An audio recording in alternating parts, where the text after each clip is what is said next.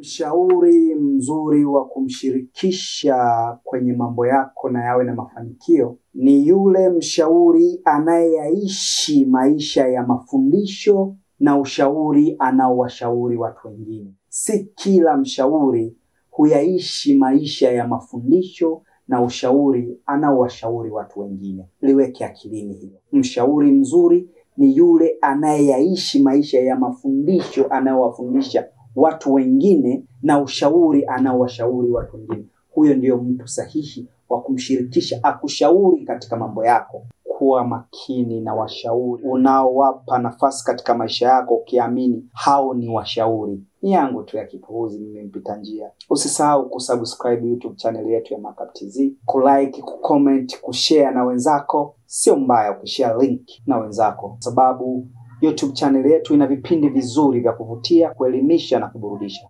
Unakaonaje kasalamu kangu Alamsiki. Kuna kuoa na kuolewa. Kuna kuoa, kuishi na kudumu kwenye ndoa, na kuna kuolewa, kuishi na kudumu kwenye ndoa. Kuoa sio kazi. Kazi ipo kwenye kutunza ndoa. Unaweza kuwa na pesa za kukidhi mahitaji yote ya ndani ya ndoa, usiwe na utayari wa kuwa na ndoa. Lakini ukiwa na utayari, hata kipato chako kiwa kidogo, utaoa. Unaweza kuwa na kila kitu, una nyumba, una nini, lakini hujawa na utayari. Yaani moyo haujawa tayari, mwili haujawa tayari kutumikia ndoa.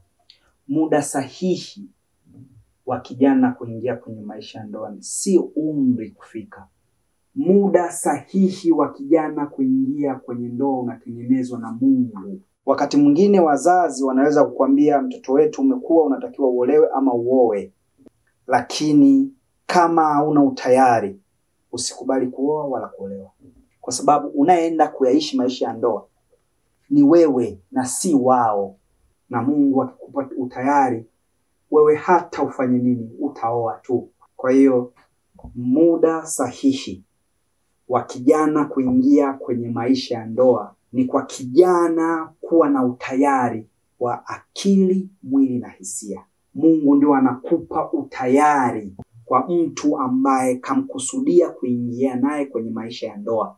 Na huyo mtu ambaye anaingia naye kwenye maisha ya ndoa, naye awe na utayari wa akili, mwili na hisia. Baada ya kusema hayo, nimejibu comment ya mtazamaji wetu mmoja aliyosema upi ni muda sahihi wa kijana kuingia kwenye maisha ya ndoa.